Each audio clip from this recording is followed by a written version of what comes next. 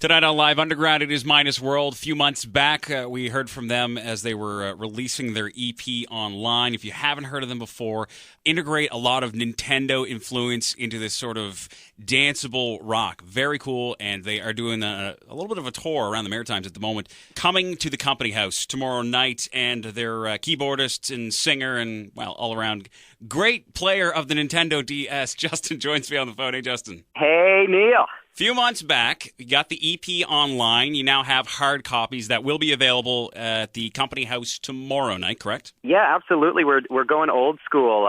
We didn't do CDs. We're actually doing cassettes. But, rest assured, it's the digital age. It's the year 2000.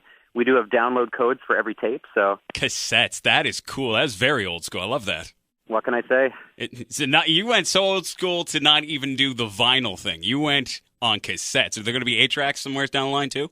Well, I'm not making any promises, but we haven't ruled it out yet. I'll say that. Very cool, man. Last I talked to you, we were sort of discussing your style a little bit and how the Nintendo got influenced in there a little bit. And I wasn't totally aware that you programmed everything yourself and somehow transferred it onto a Nintendo DS. Are you some kind of computer whiz to figure out all this kind of stuff? Well, yeah. I kind of founded IBM a few years back, and, it was a deal. Me and Steve Jobs, we go a long way. But no, to be honest, yeah, I've always been really interested in video game music and chip tunes, as they call them online, So that's been the whole 8-bit sound has been with me for a long time. But at the same time, I really love singer-songwriters and rock music, so I wanted to kind of smash the two together and see what I could get out of it. And in the short time together, you guys have produced not just this EP, but you've now gained a nomination with Music Nova Scotia. Yeah, we have been nominated for the Best Electronic Recording of the Year with our self-titled EP. That's a serious accolade for a band that has been together less than a year. Yeah, it hasn't been very long, and the response has been overwhelming, to say the least, actually. People are really enjoying it. I mean, to be honest, I wasn't really sure it was going to work. I kind of had my fingers crossed, but it all worked out in the end. We're having a great time, and Kat really...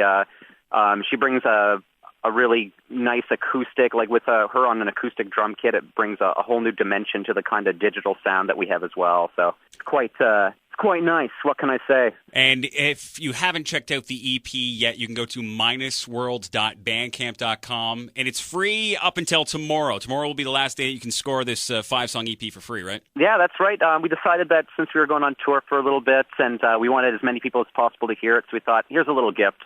And normally they're only going to be $5 at the show, which is not too much of an investment if you enjoy it. Yeah, but they're free until tomorrow night. So if you want to get a digital copy, just go to minusworld.bandcamp.com and grab it for yourself. Now, you guys have been doing a tour a little bit around New Brunswick as well as PEI. And is this sort of more or less your first kind of tour with this band? Yeah, absolutely. It's our first tour. We were hoping to get out to Ontario this year, but it wasn't so bad. I have to say, the highlight has really been, we've had a lot of great shows, like Fredericton was great with Scientists of Sound. Last night at Baba's Lounge in Charlottetown was a blast. Their stage is, it's got a really weird L shape, so it's really fun to play on it. But I also have to say I was really excited because since we had 6 dates, we decided that we'd do a Lord of the Rings marathon while we were on tour. So every night we watched a portion of the Lord of the Rings trilogy. Just watched Two Towers last night. Battle of Helm's Deep. It was really engaging. What can I say? And that might add to the mystique and presentation into your live show, I would imagine. Absolutely. Yeah, Tolkien really influences us. There's a bit of a Lord of the Rings sound, I think, in our music, Yeah, it's definitely all over the place. Very cool, though, man. So with the song I'm about to get to, it's off of your EP. It's called Glass Line. What can you tell me about this track?